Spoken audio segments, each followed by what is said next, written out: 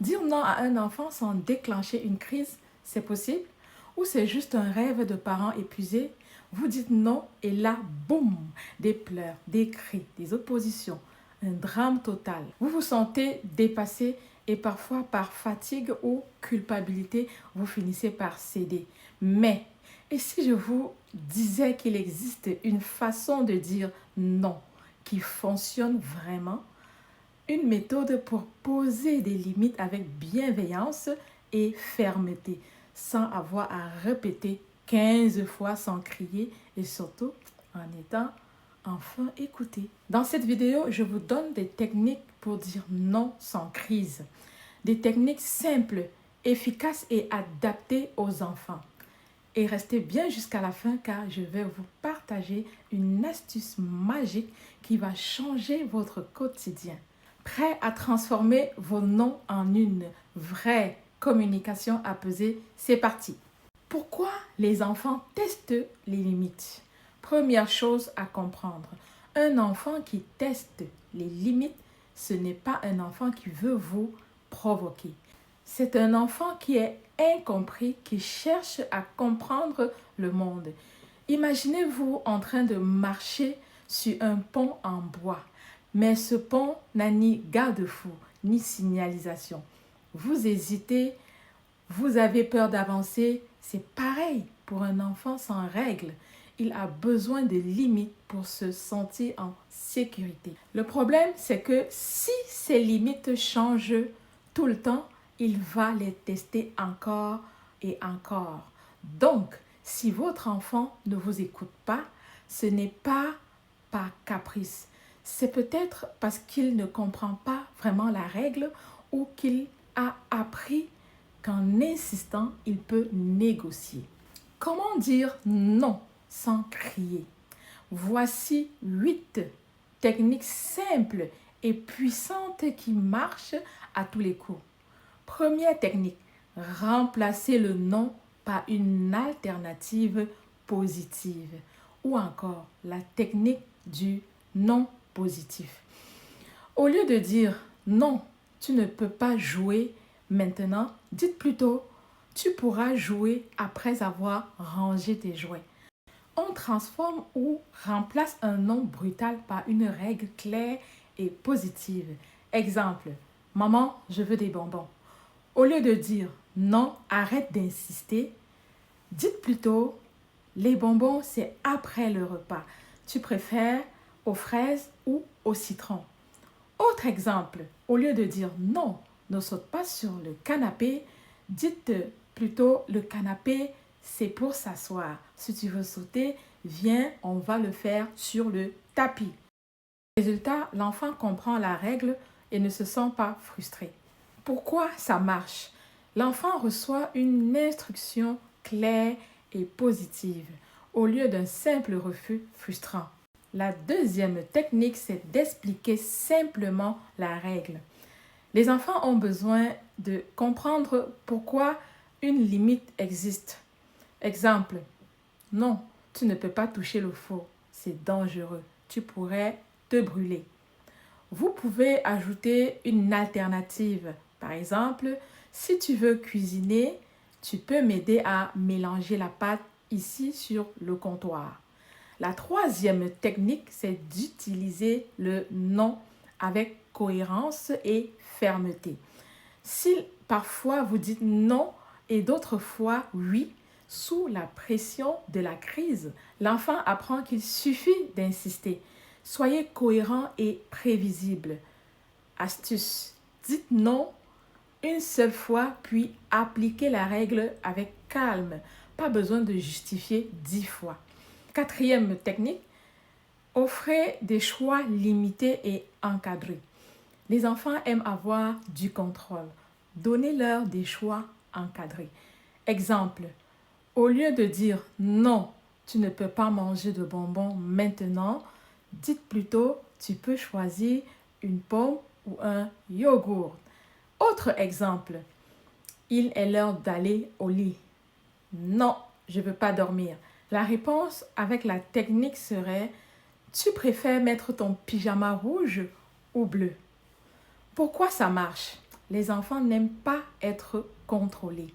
Mais si on leur donne un choix, ils se sentent impliqués, écoutés et ont l'impression que c'est eux qui décident.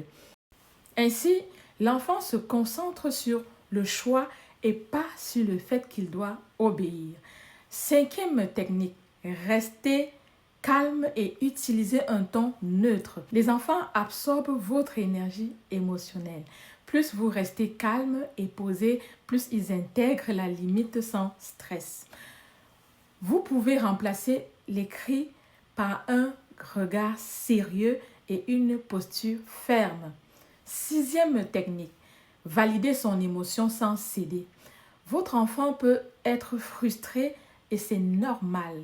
Montrez-lui que vous comprenez sans revenir sur la règle. Exemple, je vois que tu es déçu parce que tu voulais encore jouer. C'est difficile d'arrêter quelque chose d'amusant, mais c'est l'heure du bain. La septième technique, c'est la technique de l'alternative au non avec connexion avant la correction. Un enfant qui fait une crise n'a pas besoin d'un ordre, mais d'une connexion. Exemple, je veux regarder un dessin animé. Non, c'est fini, arrête de pleurer. La réponse avec cette technique serait, je vois que tu es déçu. Tu aimerais continuer, mais maintenant, c'est l'heure du bain. Tu veux que je te mette de l'eau tiède ou un peu froide? Résultat, l'enfant se sent écouté. Il accepte mieux la règle. Utilisez un minuteur ou un time timer si possible ou nécessaire. Huitième technique, anticiper les moments difficiles. Les crises viennent souvent quand l'enfant est fatigué, affamé ou surexcité. Prévenez-le à l'avance. Encore 5 minutes de jeu, puis on passe à table. Par exemple, vous pouvez aussi utiliser un minuteur ou un time timer. Évitez les crises en intervenant avant qu'ils commencent ou avant l'escalade. Le secret pour ne plus être dans l'opposition permanente, c'est d'anticiper. Les 3 ultra efficaces astuces sont 1. Établir des règles claires à l'avance. Si votre enfant sait à quoi s'attendre, il contestera moins.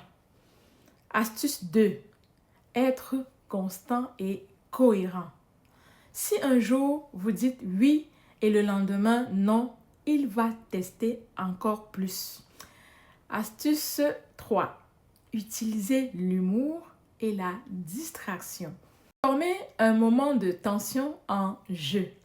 Tu veux marcher ou voler comme un super-héros jusqu'à la salle de bain, par exemple. En conclusion, vous avez compris que dire non ne veut pas dire être dur ou autoritaire. En appliquant ces techniques bienveillantes et fermes, vous pouvez poser des limites sans crier, sans crise et surtout en étant respecté. Remplacez le non par une alternative positive. Expliquez simplement la règle. Restez cohérent et offrez des choix encadrés. Restez calme et utilisez un ton neutre. Validez l'émotion de votre enfant sans céder. Anticipez les moments difficiles et utilisez l'humour. Intervenez avant l'escalade. Rappelez-vous, un enfant qui teste les limites, c'est un enfant qui cherche à comprendre le monde. C'est à vous de lui montrer un cadre clair, stable et rassurant.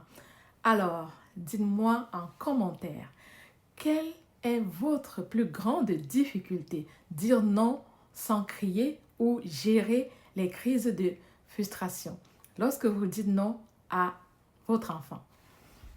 Quelle technique allez-vous tester en premier? Et si vous avez déjà essayé certaines d'entre elles, partagez votre expérience en commentaire. Likez et partagez cette vidéo avec un parent qui a du mal à gérer les crises ou les frustrations de son enfant lorsqu'il lui dit non.